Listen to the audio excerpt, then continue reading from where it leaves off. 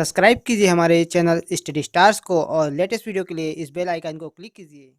Hello student, मैं दीपेश केसरवानी आपको आज छत्तीसगढ़ के राजवंश पढ़ाने वाला हूं, जो कि छत्तीसगढ़ के प्राचीन इतिहास का एक भाग है। तो छत्तीसगढ़ के प्राचीन इतिहास में हम लोग पढ़ेंगे छत्तीसगढ़ के राजवंश के बारे में। तो आप यहाँ पे देखिए, तो पहला है राष्ट्रीय राजवंश। तो देखिए, राष्ट्रीय राजवंश थे वो पूरे भारत में फैले हुए थे, साथ ही छत्तीसगढ़ में भी इन्होंने अपने पैर पसार लिए थे। तो उसके बारे में हम लोग पढ़ेंगे। साथ ही दूसरा है छत्तीसगढ़ की स्थानीय राजवंश के बारे में। तो छत्तीसगढ़ में जो स्थानीय राजवंश थे उसमें आप देखिए, पहला है दक्षिण कोसल के राजवंश और दूसरा है बस्तर के राजवंश। दोनों के बारे में हम लोग डिटेल में पढ़ेंगे। दक्षिण कोसल के राजवंश, बस्तर के राजवंश, साथ ही राष्ट्रीय राजवंश के बारे में। चलिए देखते हैं हम लोग आगे इसी में। तो देखिए, आप यहाँ पे राष्ट्रीय राजवंश की बात करें तो जो छत्तीसगढ़ से संबंध थे वो थे मौर्य वंश, सातवाहन वंश, वाकाटक वंश, कुषाण वंश और गुप्त वंश। तो ये पांचों इंपॉर्टेंट राजवंश जो कि छत्तीसगढ़ से संबंध थे। दक्षिण कोसल के राजवंश की बात करें तो राजर्षि तुल्य कुल वंश, सरबपुरी वंश, पांडु वंश, बाण वंश, फड़ी नाग वंश, कलचुरी वंश। उसके साथ साथ आप देखिए मराठा काल और ब्रिटिश काल, ये दक्षिण कोसल के राजवंश के अंतर्गत आते हैं। बस्तर के राजवंश के बारे में बात करें तो नल वंश, छिंदक नाग वंश और काकती वंश, ये तीन जो है बस्तर के राजवंश के अंतर्गत आते हैं। तो चलिए हम लोग स्टार्ट करते हैं राष्ट्रीय राजवंश से, जिसमें हम लोग पढ़ेंगे मौर्य वंश के बारे में। तो नीचे देखिए आप, तो राष्ट्रीय राजवंश के बारे में आप देखिए, भारत में अखिल भारतीय साम्राज्य का आरंभ मौर्य काल से माना जाता है। मौर्य काल से ही भारत में अखिल भारतीय साम्राज्य का आरंभ माना जाता है।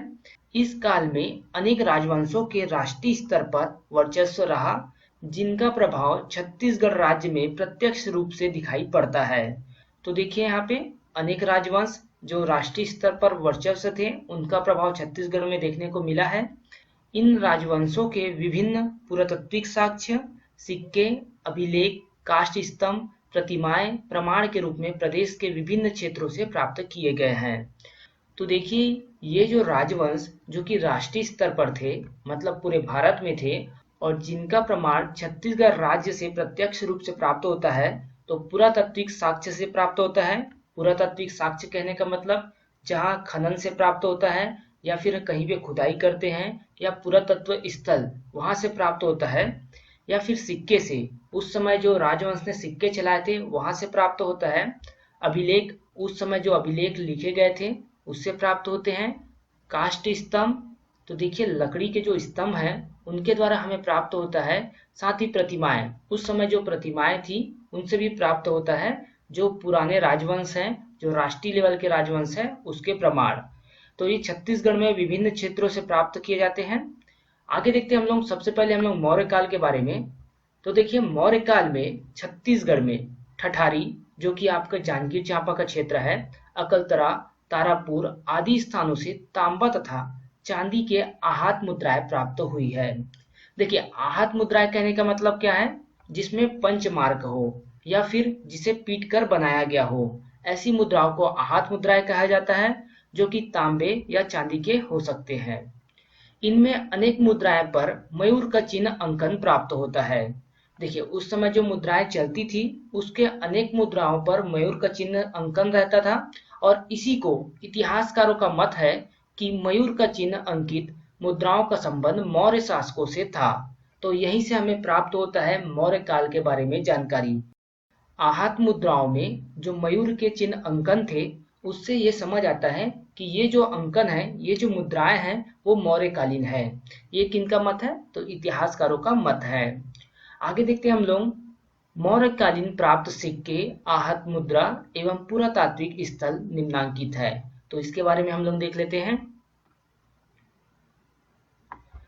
तो देखिए यहाँ पे मौर्यकालीन सिक्कों की प्राप्ति की बात करें तो मौर्यकालीन सिक्के जो है अकलतरा, ठठारी जो कि जांजगीर में है, बारगांव रायगढ़ क्षेत्र का हो गया, तो यहाँ से प्राप्त हुए हैं मौर्यकालीन सिक्के।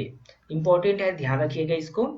मौर्यकालीन आहत मुद्राएं की बात करें तो तारापुर और आरंग आरंग जो कि रायपुर का क्षेत्र है, तो यहाँ से प्राप्त हुए हैं आहत मुद्राएं।